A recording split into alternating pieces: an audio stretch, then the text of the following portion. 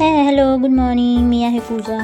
मी माहेरी आले. आपल्याला आपली आई कायमच काही ना काही करून खाऊ घालत असते. तर आज मला विचार आला, आज आपणच काहीतरी बनवावं. मी इडली ट्राय केली आहे. काल दुपारीच 3 वाटी तांदूळ आणि 1-1.5 वाटी उडदाची डाळ 8 तास भिजवत ठेवलेली आणि रात्री 10 वाजता त्यात 1 वाटी भिजवलेले पोहे घालून मिक्सरला बारीक करून घेतले आणि रात्रभर फर्मेंट करायला ठेवले. तर तुम्ही बघू शकता की सकाळी किती छान आणि फ्लफी बॅटर तयार झाले आपलं इडलीचं, एकदम परफेक्ट असा.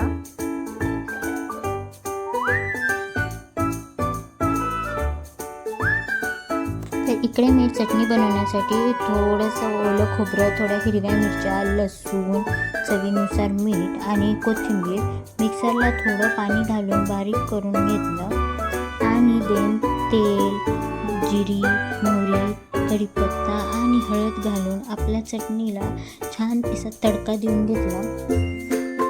तर इडलीसोबत खाण्यासाठी आपली परफेक्ट चटणी बनवून तयार आहे. चला तर मग आपण इकडे आता सांबार बनवून घेऊ. त्यासाठी कढईमध्ये तेल, जिरी, मोहरी, लसूण, हिंग, कढीपत्ता, सांबार मसाला आणि लाल तिखट घालून मी ऑलरेडी सांबारसाठी लागणारी डाळ कुकरमध्ये शिजवून घेतलेली. त्यासोबतच टोमॅटो आणि बटाटे पण त्यातच शिजवून घेतलेलं.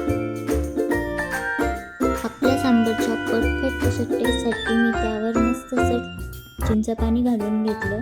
तर आपल्या सांबारला मस्त असं तडका देऊन झालं. तुम्ही बघू शकता किती मस्त छान असं आपलं सांबार रेडी झालं. त्यावर छान अशी कोथिंबीर घालून मी गार्निश करून घेतलं. इडली बनवताना आपल्या बॅटरमध्ये चवीनुसार मीठ आणि थोडासा सोडा घालून इडलीचं बॅटर व्यवस्थित असं फेटून घ्यायचं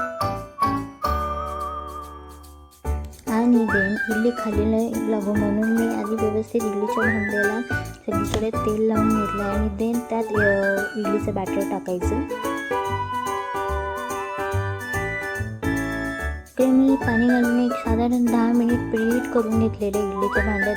त्यात इडली ठेवून एक 10 मिनिटासाठी बेक करून घ्यायचं. तर गाईस 10 ते 12 मिनिट झालेले आहेत. तर बघूया आपली इडली रेडी आहे का. तर आपली इडली झालेली आहे. तर थोडंसं थंड झाल्यानंतर व्यवस्थित सर्व इडली काढून घेऊया.